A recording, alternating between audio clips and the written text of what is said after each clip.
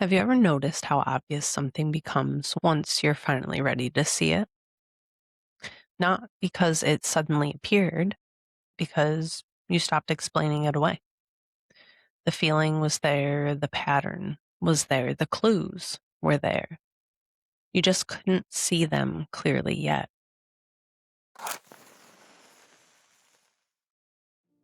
Welcome back to The Void and the Flame. I'm Rachel, or Ray, and today I want to talk about what becomes visible when we stop explaining things away. Not because explanation is bad, and not because understanding is bad, or because empathy is bad. Some of the most compassionate people I know are incredibly good at understanding why people do what they do. The problem is that sometimes understanding becomes so loud that we stop paying attention to what keeps happening. And that's what I want to explore today. Because once you learn how to hear yourself more clearly, something interesting starts to happen. You begin seeing more clearly too. Have you ever had the experience of feeling the exact same thing in different situations? Different person, same feeling. Different job, same feeling. Different friendship, same feeling. Different conflict, same feeling. At first, it doesn't seem significant. It just feels like life. A disappointment here, a misunderstanding there, a difficult conversation, a stressful week, a relationship problem. Normal human experiences. And maybe they are. But then something happens. The feeling returns. Again and again and again. And eventually, a question starts forming. Not, why is this person doing this? And not, why does this always happen to me? But, why does this feeling seem so familiar? Because that's usually where patterns reveal themselves. Not through certainty, but through familiarity. And something in you starts recognizing the emotional landscape. You've been here before. Maybe not with this person, maybe not in this situation, and maybe not under these exact circumstances. But you've been here before. You know this feeling. And I think this is where a lot of people accidentally miss what's trying to be shown to them. Because when something hurts, our attention naturally goes to the event. The text message, the argument, the cancellation, the rejection, the disappointment. We focus on what happened, but what if we became curious about what keeps repeating? Imagine a friendship. Whenever they're struggling, they call you. Whenever their life falls apart, they call you. Whenever they need support, they call you. And you're there every time. Then, one day you're struggling. You reach out, and suddenly they're busy. At first, you understand. Of course you do. They're overwhelmed. They're stressed. They're dealing with a lot too. And maybe all of that is true. But then it happens again, and again, and again. And eventually something shifts. You realize you're no longer looking at an isolated event. You're looking at a pattern. Not because you're becoming cynical and not because you're becoming suspicious, because repetition contains information. And I think this is where people can often get confused, because the moment that we start noticing patterns, many of us immediately start looking for someone to blame. Them, ourselves, our parents, our partners, our exes, our circumstances. But I don't think blame is usually where clarity lives. I think curiosity is. Because once you begin noticing repetition, the most important question isn't whose fault is this? It's what is this trying to show me? And that's a very different conversation. Maybe you keep finding yourself in relationships where you feel unseen. Different people, different personalities, different histories, same loneliness. Maybe you keep ending up in jobs that leave you exhausted. Different companies, different bosses, different environments, same depletion. Maybe every disagreement somehow turns into you explaining yourself, defending yourself, justifying yourself, trying to prove that your intentions were good. And eventually you start noticing, why is this always my first move? Because patterns don't only exist in other people, they exist in us too. And honestly, I think that's where this work starts getting really interesting. Because once you stop asking, why does this keep happening? You can start asking, what role am I playing that I don't fully see yet? Not because everything is your fault. Let's be very clear about that. Not because you're causing every problem, and not because you're responsible for everyone else's behavior, but because there is a difference between responsibility and participation. And participation is where our power really lives. Maybe the pattern isn't that people abandon you. Maybe the pattern is that you abandon yourself the moment someone else's needs enter the room. Maybe the pattern isn't that nobody listens. Maybe the pattern is that you've spent years talking over your own instincts. Maybe the pattern isn't that every relationship becomes exhausting. Maybe the pattern is that you keep trying to earn what should be given freely. And before anyone listens starts spiraling into, oh my God, how did I not see this sooner?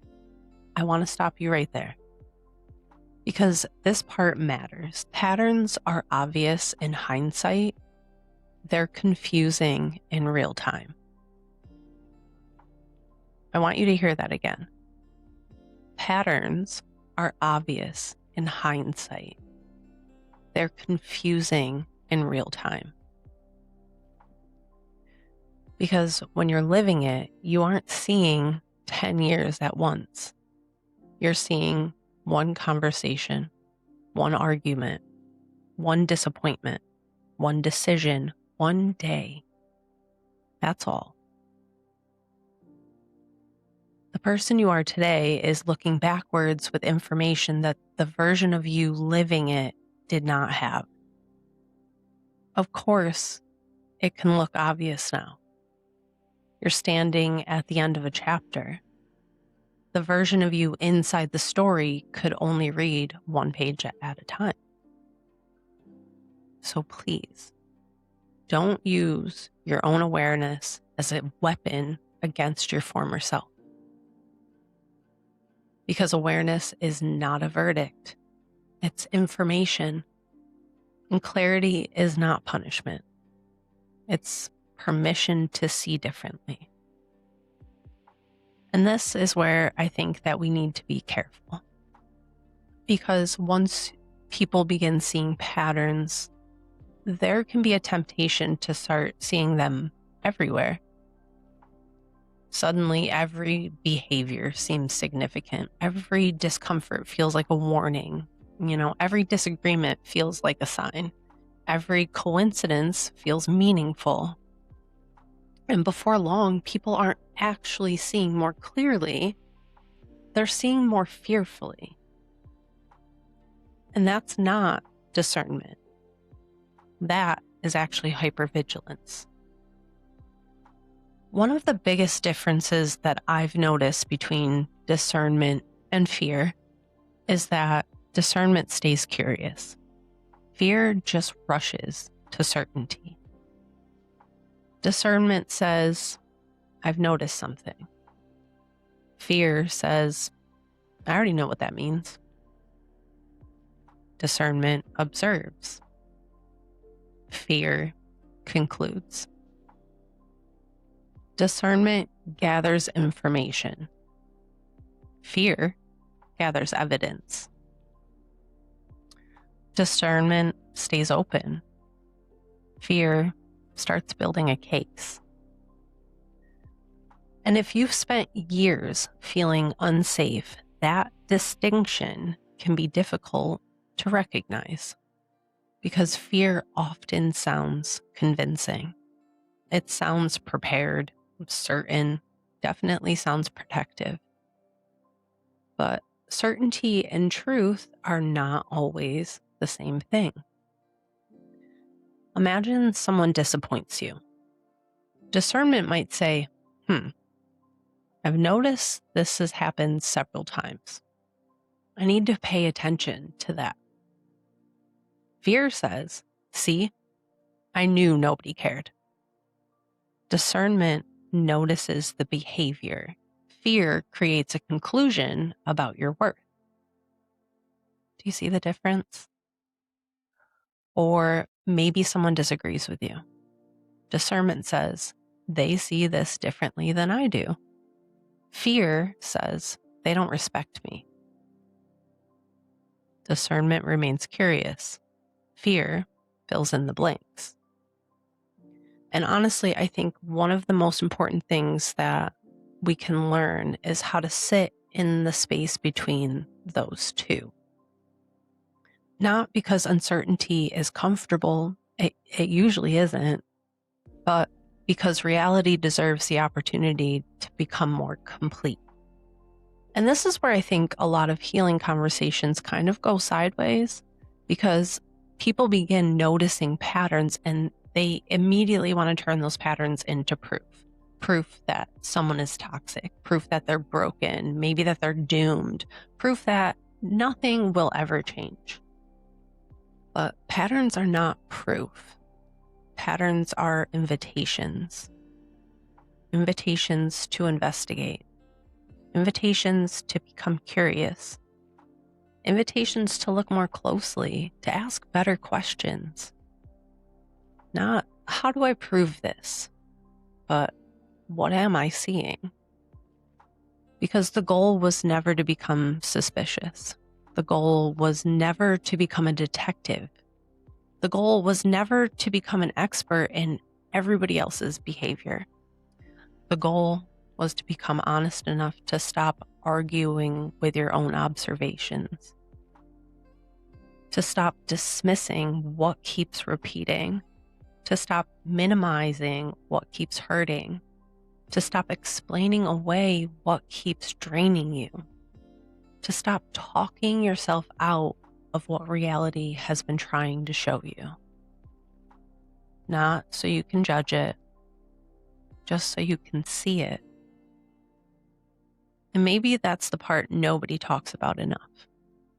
What happens after you see it? Because awareness has a funny way of changing things. Changes a lot. Not because the situation suddenly changes and not because the other person suddenly changes or because life magically becomes easier, but because you change. And maybe, more accurately, the relationship that you have with reality changes. Because once you see something clearly, it becomes much harder to pretend that you don't. Not impossible, let's be honest. Human beings are incredibly creative when it comes to avoiding things that we'd rather not face. But something shifts. The next time the feeling appears, you recognize it. The next time the pattern emerges, you recognize it. The next time you start explaining away what you've already seen 10 times before, something in you pauses. Not because you've become perfect, because you've become aware. And awareness creates space. A small space at first, maybe only a few seconds, but sometimes a few seconds is enough to change the entire direction of a conversation, of a decision, of a relationship, of life. Because now you're no longer operating entirely from habit. Now you're participating. And I think that's where people might often misunderstand this work. They think the goal is to eliminate the pattern, to never get triggered, to never repeat a mistake, to never miss a red flag, to never explain something away again. That's not realistic. And honestly, I don't think that it's the point. I feel like I've said this before, and I'm going to keep on saying it because the point isn't perfection. The point is recognition. The point is shortening the distance between the moment the pattern happens and the moment that you notice it. Because maybe you used to spend 10 years inside of a pattern before you saw it. Then maybe it became 5, then 1, then 6 months, then a week, then a day. Then halfway through the conversation, you suddenly think, wait, I've been here before. And that moment changes everything. Not because you immediately know what to do, because now you have a choice. And choice is where true freedom lives. Not certainty, not perfection, not control. Choice. The ability to pause, the ability to consider, the ability to respond differently, the ability to stop participating in something that no longer serves you. And I think that's why clarity matters so much. Not because clarity tells you what to do, because clarity gives you the opportunity to choose consciously. Before awareness, many of these patterns operate automatically. After awareness, they become visible. And visible things can be worked with. Visible things can be questioned. Visible things can be healed. Visible things can be changed. But first, they have to be seen. And if you're listening to this and you're noticing patterns in your own life right now, patterns in your relationships, in your reactions, in your choices, in the stories that you've been carrying, I want to remind you of something. Seeing the pattern doesn't mean that you failed. Seeing the pattern means that you're ready. Ready to understand it, ready to relate to it differently, ready to stop running from it, stop fighting it, stop pretending it isn't there. Because the pattern wasn't invisible, you just couldn't see it yet. And that's okay. It makes sense. It had to happen in its own time. Because awareness isn't something that you force, it's something you become available to. And now, you're available. And maybe that's the real gift of awareness. Not that it makes life easier, not that it eliminates pain, and not that it guarantees you'll never repeat another pattern. Maybe the real gift is that it allows you to stop living on autopilot, to stop being pulled by things that you don't understand, to stop being controlled by things that you can't see, to stop arguing with information that's been trying to reach you for years. Because once you begin seeing clearly, something else starts happening too. You become less interested in being right and more interested in being honest. Honest about what you're feeling, honest about what you're seeing, honest about what's working and what isn't, honest about what keeps repeating. Not because honesty always feels good, we know it doesn't, but because reality becomes a much easier place to live when you're no longer fighting it. And maybe that's what these last few episodes have really been about.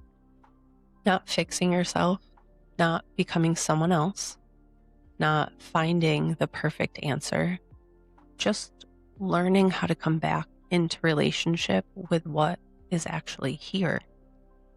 To notice, to stay, to see. And if you've made it this far, I hope that you'll remember something. The goal was never to become suspicious, was never to become hypervigilant. It was never to become an expert in everybody else's behavior. The goal was to hear yourself clearly enough that you could see clearly, to trust your observations without rushing to conclusions, to trust your feelings without treating them as facts, to trust your experience without needing to make anyone the villain. Because clarity and blame are not the same thing. Awareness and judgment are not the same thing. Understanding and excusing are not the same thing.